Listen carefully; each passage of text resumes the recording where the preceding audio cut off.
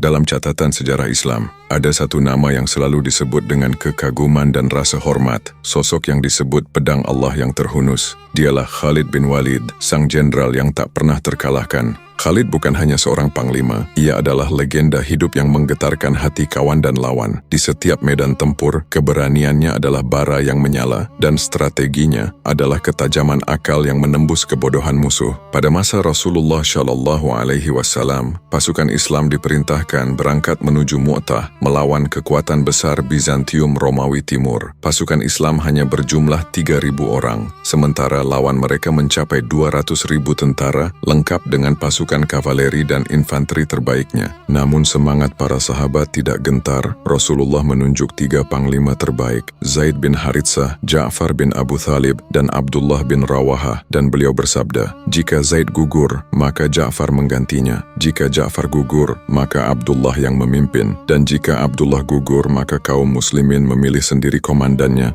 Di bawah langit Syam yang berdebu, pada sebuah tanah bernama Mu'tah, terukir kisah luar biasa yang mengguncang sejarah Islam. Hari itu, pasukan Islam yang hanya berjumlah 3.000 orang, berdiri berhadapan dengan 200.000 tentara Romawi Timur, sebuah kekuatan yang jauh terlalu besar untuk ditandingi oleh manusia biasa. Namun ini bukan kisah tentang jumlah, melainkan kisah tentang iman, keberanian, dan kecerdasan perang. Seorang hamba Allah bernama Khalid bin Walid. Pasukan berangkat dengan semangat jihad. Mereka tahu perjalanan itu bisa menjadi perjalanan terakhir. Namun di hati mereka hanya ada satu keyakinan, menegakkan kalimat Allah di bumi.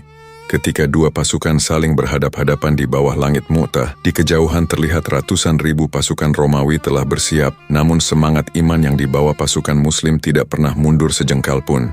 Bendera Islam berkibar di tangan Zaid bin Haritsah. Ia maju paling depan menerobos lautan pasukan Romawi. Panah-panah melesat, tombak berjatuhan, tapi Zaid tetap memegang panji hingga tubuhnya roboh ke tanah. Bendera itu belum sempat jatuh, karena Ja'far bin Abu Thalib segera menyambutnya. Dengan tangan kanan ia genggam erat panji Islam. Ketika tangan itu tertebas, ia ambil dengan tangan kiri. Dan ketika tangan kirinya pun terpotong, ia dekap bendera itu dengan tubuhnya hingga napasnya yang terakhir. Lalu giliran Abdullah bin Rawahah, ia maju dengan wajah yang teduh melantunkan syair di tengah medan perang. Kemudian ia maju dengan semangat jihad, menebas musuh tanpa ampun. Dan ia pun menyusul 2 sahabatnya menuju syahid. 3 panglima gugur, bendera Islam jatuh di pasir Mu'tah, pasukan Muslim terpaku, langit seolah hening, hanya debu dan doa yang berbisik. Mereka mulai goyah, hingga seorang lelaki gagah menunggang kuda hitam maju ke depan.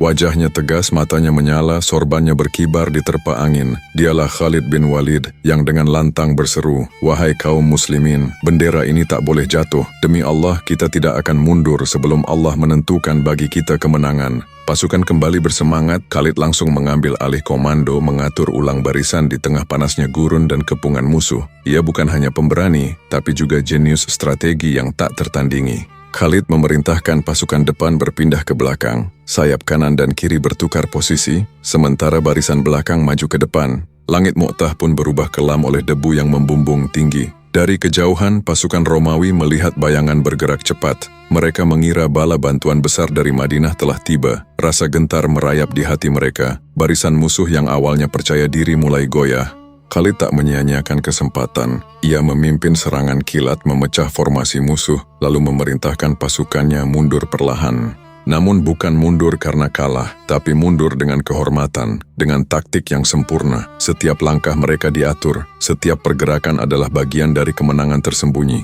Pasukan Romawi terdiam. Mereka tidak berani mengejar, debu masih berputar, dan di balik kabut itu Khalid bin Walid telah membawa 3.000 pasukan Islam pulang dengan selamat. Hari itu di medan Mu'tah tidak ada kemenangan besar yang dirayakan, tapi tidak pula ada kekalahan. Yang ada hanyalah kejayaan iman dan kecerdikan seorang panglima yang dijuluki Rasulullah SAW. Khalid adalah pedang Allah yang terhunus di jalannya. Sejak hari itu, nama Khalid bin Walid menjadi legenda. Ia bukan hanya seorang prajurit, tapi simbol keberanian, strategi, dan keyakinan yang tak tergoyahkan. Bagi dunia, perang Mu'tah hanyalah pertempuran kecil di padang pasir. Namun bagi umat Islam, itulah bukti bahwa keimanan mampu menundukkan kekuatan sebesar apapun. Khalid bin Walid, sang pedang Allah, meninggalkan jejak yang tak akan pernah pudar oleh waktu. Dari gurun Mu'tah, namanya terpatri sebagai pahlawan sejati yang mengajarkan kita arti keberanian, bukan untuk menang, tapi untuk tetap teguh dalam kebenaran. Inilah kisah tentang iman yang tak tertaklukkan, tentang strategi yang lahir dari kecerdasan hati, dan tentang seorang panglima yang membawa umatnya dari ambang kehancuran menuju kemuliaan. Ikuti terus kisah seperti ini di sepenggal kisah Islam, dan jangan lupa subscribe agar setiap kisah para sahabat terus menjadi cahaya bagi hati kita semua. Allahumma shalli ala Sayyidina Muhammad wa ala ali Sayyidina Muhammad.